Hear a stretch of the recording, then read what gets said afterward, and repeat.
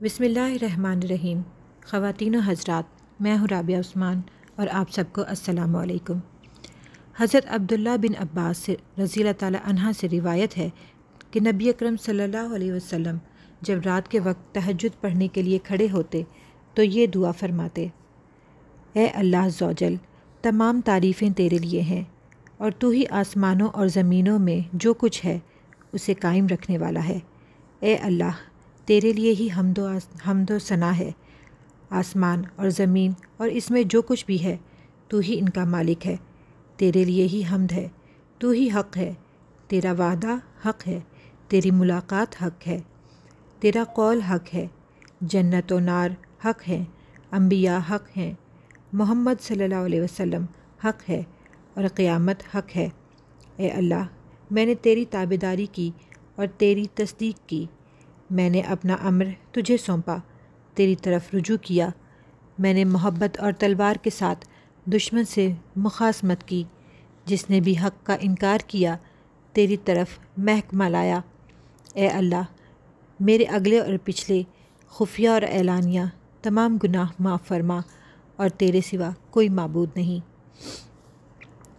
حضرت ام المومنین عائشہ رضی اللہ تعالیٰ عنہ بیان کرتی ہیں کہ رسول اللہ صلی اللہ علیہ وسلم تہجد میں 11 رکعت نماز پڑھتے تھے، اور اس کا ہر سجدہ اس قدر لمبا ہوتا کہ تم میں سے کوئی سر اٹھانے سے پہلے 50 آیات پڑھ لے، اور فجر کی نماز سے پہلے 2 رکعت نماز پڑھتے، پھر اپنی دائیں کروٹ لیٹ جاتے، یہاں تک کہ آپ صلی اللہ علیہ وسلم کے پاس فجر کی نماز پڑھانے کے لیے کوئی بلانے والا آتا۔ حضرت عبداللہ بن عمرو بن العاص رضی اللہ تعالیٰ عنہ نے بیان کیا، رسول اکرم صلی اللہ علیہ وسلم نے فرمایا، اللہ تعالیٰ کو محبوب ترین نماز حضرت داؤد علیہ السلام کی نماز ہے، اور اللہ تعالیٰ کے نزدیک پسندیدہ روزے حضرت داؤد علیہ السلام کے روزے ہیں۔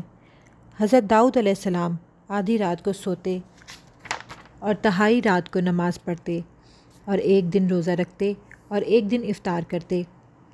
حضرت حذیفہ بن یمان رضی اللہ تعالیٰ عنہ سے روایت ہے کہ رسول اکرم صلی اللہ علیہ وسلم جب رات میں تہجد کے لیے اٹھتے تو منہ مبارک کو مسواک سے صاف کرتے۔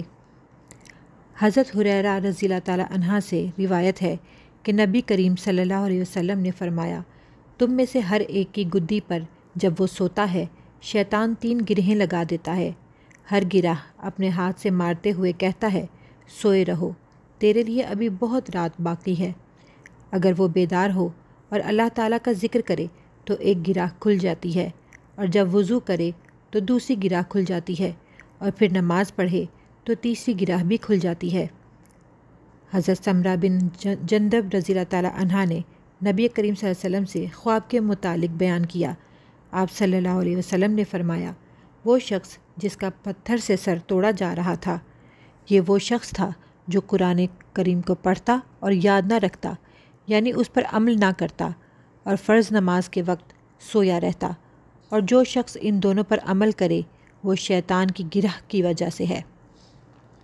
حضرت عبداللہ بن مسعود رضی اللہ تعالیٰ عنہ سے روایت ہے، نبی اکرم صلی اللہ علیہ وسلم کے پاس ایک شخص کا ذکر کیا گیا، اور حاضرین میں سے کسی نے کہا کہ وہ صبح تک سویا رہتا ہے اور نماز کے لیے نہیں اٹھتا۔ نبی کریم صلی اللہ علیہ وسلم نے فرمایا، اس کے کان میں شیطان نے پیشاب کیا ہے۔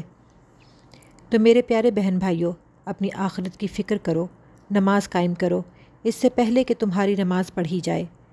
اگر آپ کو میری ویڈیو پسند آ رہی ہے تو پلیز لائک اور شیئر کریں۔ اگر آپ میرے چینل پہ پہلی بار آئے ہیں تو چینل کو سبسکرائب کریں، اور کامنٹ ضرور کریں کہ آپ کو کون سے ٹاپک پر ویڈیو پسند ہے۔ اپنی دعاؤں میں مجھے بھی یاد رکھیں۔ رابعہ عثمان کو دیں اجازت۔ اللہ حافظ۔